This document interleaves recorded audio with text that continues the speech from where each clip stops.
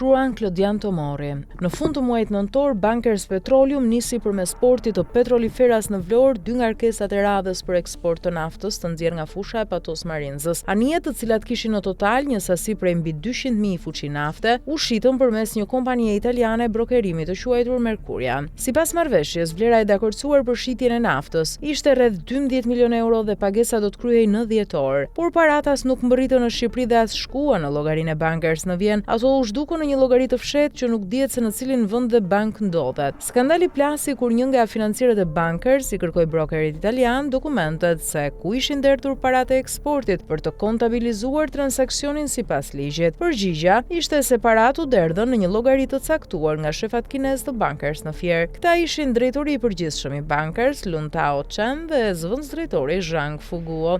Kjo ishte një pyetje e cila i kushtoi jo pak punonjësit të financës, menjëherë pas kësaj ai u pushua nga puna. Veprimtari kriminale. Marrëveshja e koncesionit i lejon kompanisë Bankers Petroleum që të hap llogari dhe të lëviz lirisht paratë nga shitja e naftës kudo jashtë shtetit. Kjo është klauzola që Bankers ka shfrytzuar për llogarinë e famshme të Vjenës, por hapja e një llogarie jashtë nuk është pa kushte.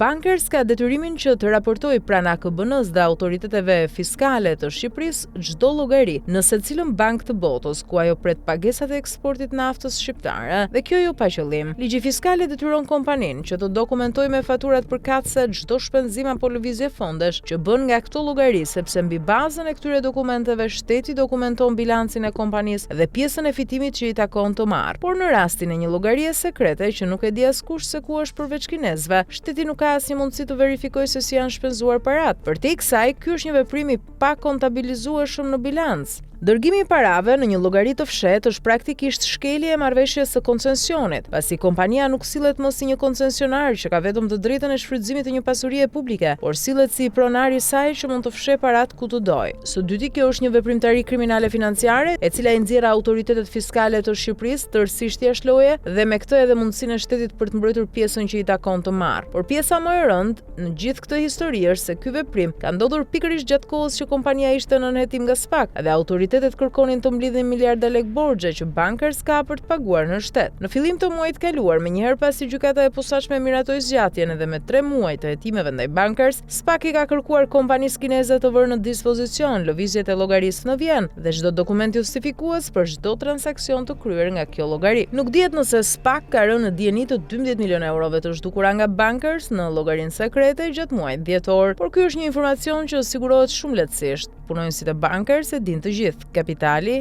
e ka të verifikuar.